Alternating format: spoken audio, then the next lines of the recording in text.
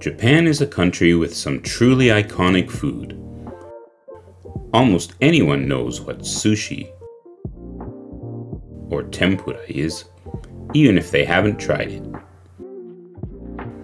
Those who know a little bit about Japan or Japanese food would also probably recognize ramen, yakitori, sashimi, onigiri, Wagyu beef, and other famous Japanese dishes. Those who are a bit more familiar would surely know okonomiyaki, takoyaki,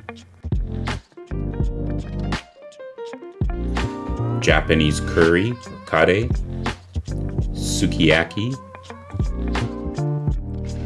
nabe, and a host of other delicious dishes. Today I'm going to talk about one of my favorite types of Japanese food that I think everyone should try when visiting Japan. It's called Yakiniku, and basically translated means grilled meat. It's Japan's form of barbecue, but it's definitely not like North American barbecue. Yakiniku is a Japanese cuisine that involves grilling, usually directly at your table, thinly sliced meat, typically beef, but sometimes pork, chicken, or other meats and seafood, and enjoying it with various sauces and side dishes. The history of yakiniku in Japan is relatively modern and has its roots in barbecue from Korea.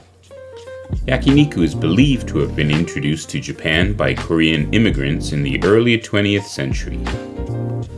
Koreans had a tradition of grilling meat, and as they migrated to Japan, they brought their culinary traditions with them, including the concept of grilling meat at the table.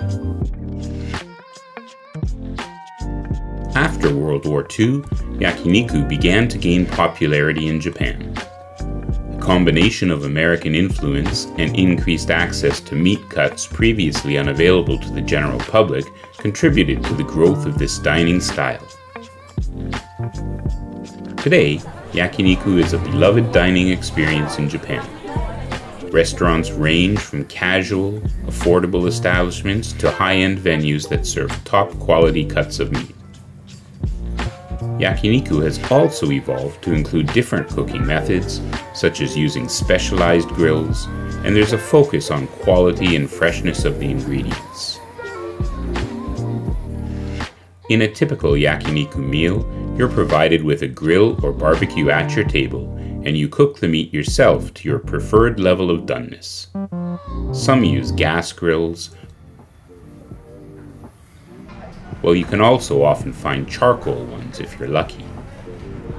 When ordering, you often have the choice of choosing your raw meat marinated, plain, or with a dash of salt. It's common to dip the cooked meat into dipping sauces like soy sauce, sesame sauce, or ponzu, which is a citrus-based sauce, to enhance the flavor. Yakiniku is a popular social dining experience in Japan where friends and family gather around the grill to cook and enjoy the meat together. It's a delicious and interactive way to enjoy grilled meat. Okay. There's your introduction to the history and concept of yakiniku. But what to do once you're ready to try it? First, find a restaurant. Almost every yakiniku restaurant will have this kanji or Chinese characters displayed somewhere on their outdoor signage, even if there is no English. There are a wide variety of restaurants available almost everywhere, from large, inexpensive chains to fancy, finer dining experiences.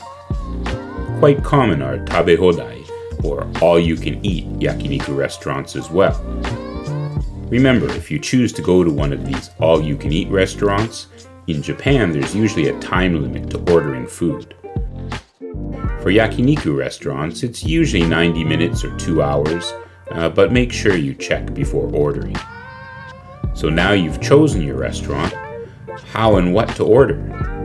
You'll usually find menus available on the walls, or printed menus on your table, but more and more restaurants in general in Japan are switching to tablet-based ordering systems. Wall menus are almost always only in Japanese. You might get some English on table-based menus. You can always ask if they have one or not. Luckily, most table or tablet-based menus have pictures of what to order in yakiniku restaurants, which makes things a lot easier. Again, some tablets have the option to switch to English and some don't. You can always ask the staff for help once you're ready to order if needed. So, now you need to decide what to order. It can be a bit intimidating, even if you can find English menus, so I'll go over some basic cuts that are popular everywhere and you won't be disappointed in ordering. In Japan, beef can be divided into 10 major sections. The names of the cuts may vary depending on the restaurant or region, and each cut can sometimes be divided into even smaller sections than specialty restaurants. It's often recommended to get a variety of cuts as the quality of the fat, umami, which is a Japanese term to describe a savory taste, and texture will vary with each cut. Here are some that you can't go wrong with. Rosu. Rosu refers to dorsal cuts of meat starting from the neck. The closest cut from the neck is called the kata rosu. It is a lean cut with fine marbling, a strong meaty taste, and just the right amount of texture. Another cut of rosu is the rib rosu shin, or rib shin, which is basically from a ribeye cut of beef. This is another top-class cut that can be located at the center of the ribs. It's not just extremely tender, but it is also considered to be the most well-balanced cut from the ribs.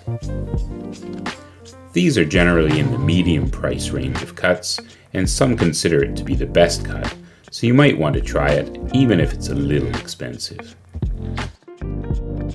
Karubi. Karubi, or boneless short rib, is one of the most popular cuts at yakiniku restaurants. Tender and very juicy, karubi is more marbling than roast cuts do. This cut of meat is taken from the half of the outer ribs that's closer to the upper foreleg. Some yakiniku restaurants may separate the cuts by naming them as karubi, jo karubi, and tokujo karubi. This occurs because there isn't really a standard way to separate these. If you want more marbling, go with the jo karubi or tokujo karubi. Again, these are usually in the medium-priced range of cuts. Hire. Hire is the tenderloin and sirloin cuts of beef. This area of the cow rarely gets exercised, which means that there is minimal muscle and the meat is very tender. They are supposed to be cooked as rare as possible, and as such, they are some of the thickest slices you can get at yakiniku restaurants. This is one of the more expensive cuts of meat in general, but definitely worth a try for a true yakiniku experience. Now, if budget is of no issue, you could try the Hire Chateaubriand. Try saying that one. Which is a cut taken from the center section of the tenderloin. It is the most tender cut of tenderloin, but with half the fat. It's not carried by every yakiniku restaurant, but if you can find it, you should definitely consider it. There are lots of other cuts of beef available at all restaurants as well. If there is no English menu but there's a picture menu, choose anything that looks like sliced beef and you probably won't be let down. Yakiniku places these days also often offer other grilling options, including pork, chicken, and seafood as well. And of course, most have plain vegetables for grilling to go with your protein. But if you are very picky, you should be careful because most menus also have beef offal. Not offal, well, sometimes offal as well. Beef offal, commonly called hodomon in Japan, consists of roughly 22 main cuts. Some may choose to stay away from the innards because of their image, However, properly prepared, some are quite tasty. Again, for me they are personally hit or miss, but if you are brave, two of my favorites are tongue. This refers to beef tongue. Generally speaking, if you order tongue, it's usually cut from the middle of the beef tongue. It's usually sliced very thinly, and the texture of this cut will range widely depending on the restaurant. The taste and texture are different than regular cuts of beef and are really good. It's usually on the cheaper side of cuts as well, so you can order a lot. Marucho. This cut is the cow's small intestine, which is turned inside out before and cut into pieces. As this preparation keeps the fattier portion of the intestine on the inside, Marucho prepared this way ends up more tender and juicy than ones not turned inside out before cooking. It is the most widely approved cut for Hodon enthusiasts and is high in collagen, which is why it's one of the favorite cuts among women who seek to improve their skin. Shimo. This cut is the cow's large intestine, or more specifically, the more tender section of the organ with ridges of fat on it. It is thicker and tougher than Marucho, but there are many people who prefer it due to its unique texture. It also contains large amounts of collagen and is moderately sweet, so it is a very popular cut in Yakiniku restaurants. Both these types of Hodon are relatively inexpensive as well. So now you're ready to order. From a picture-based menu, it's pretty easy. Just point to what you want when ordering. For a tablet, do your best to navigate through the many screens, clicking on the ones you want. You usually need to press a plus button to specify how many orders of one meat you want. When ready to finalize your order, there's usually a red colored button on the bottom right of the tablet to press. When in doubt, don't hesitate to ask the staff for help. Now you wait. Any side dishes you ordered, like the kimchi here, will usually come first. Your ordered meat cuts will come next, and not usually all at once. So, you have a choice to wait for everything to arrive before you start cooking, or get started right away as your orders continue to come. It's quite easy to cook your meat. There are really no rules, so just have at it. Depending on the stove, the heat can be quite intense, so cooking times may vary. In general, things cook quite quickly, with the exception of Hodon and some vegetables, so make sure you keep an eye on things. Oh, and be careful.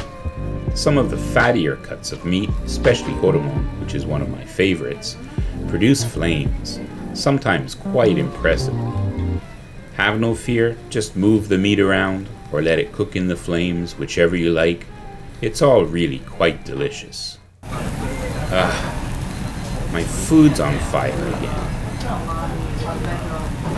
Thanks for watching, and if you enjoyed this video, please don't forget to like and subscribe for more interesting tidbits from Japan.